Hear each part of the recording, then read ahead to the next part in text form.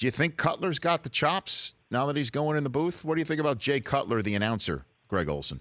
I do. I'd say I think people are going to be pleasantly surprised. I think Jay is much more charismatic, is much more charming and informative than people may want to give him credit for. And whether that was by his choice of the way he kind of felt was his role as a player, and and the way he dealt with the media was kind of his particular way. But I think now that he's kind of removed from the game, has that all kind of out of the way, I think people that tune into the games that he's broadcasting are going to find a guy that is immensely talented and informative as far as the game of football. I think he's charming. I think he has a good sense of humor.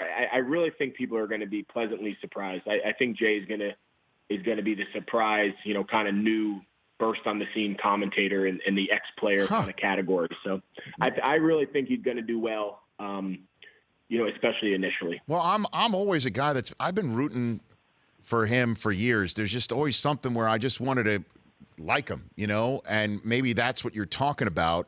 But I'm concerned that Kevin Burkhardt's going to be calling a touchdown and then say, Jay, what do you think? And he'll go, And that's it. So that won't happen? No, I think he's going to be good. I'll tell you what, he's obviously Burkhardt is as good as he gets. Burkhardt and I go way back. He actually started his broadcasting chops doing some of my high school football games in North Jersey. So I've known Kevin for a long time, and he's obviously very good at what he does. So I think for Jay to be in a booth with him and Charles Davis, two guys that have done it a long time, I think is going to play, kind of play into Jay's favor for sure. The Rich Eisen Show, weekdays at noon Eastern on radio stations across the country and audience.